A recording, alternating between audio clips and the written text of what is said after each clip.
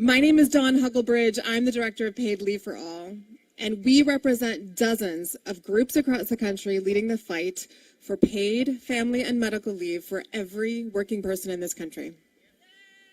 Yes, clap! And thinking about this event, I was thinking about my own grandparents, their parents. I was thinking about the American dream, the one that they were all able to live. My grandparents who were farmers, who've been able to keep family farms throughout generations.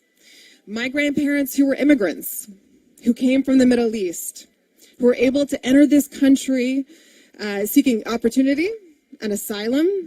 My great-grandmother who made that passage, taught herself English, met suppliers and merchants across New York State, became one of the only women competing with men in the peddling business, who went on to educate all of her children, including her daughters at that time through university, to grow a family of entrepreneurs and politicians and teachers.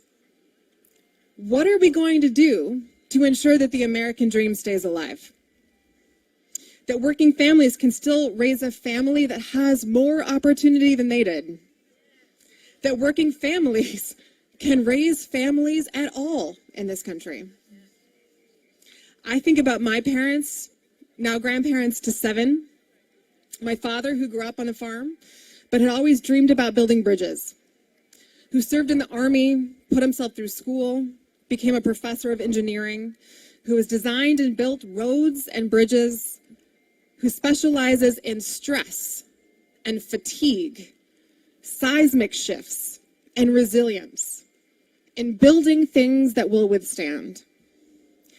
And while he, my father, the engineer, celebrates the historic investments we've made in hard infrastructure, in our roads and bridges, he also knows that families and caregivers are stressed, that they are fatigued, that we are fatigued, that there are cracks up and down, that we have no girding, we have no infrastructure. And he has said himself, how do we provide care for those in need has at least as much to do with the health and well-being of our society as roads, bridges, airports, schools, and grids.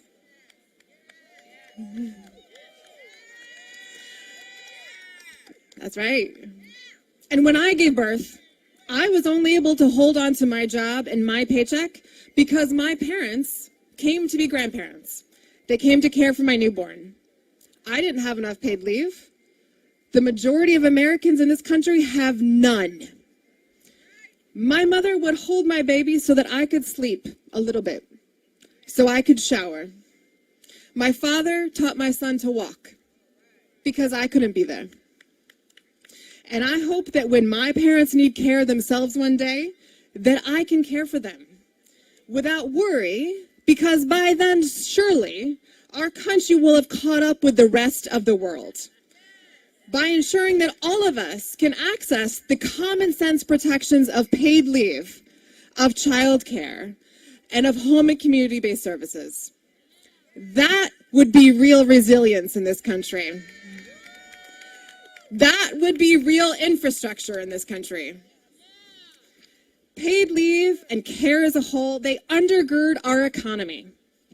It's as important as roads, as bridges, as bricks and mortar. And if you don't see that, question why. And if you value the people who perform that work and the work that it requires, this work is what has held us all together the last 2 years.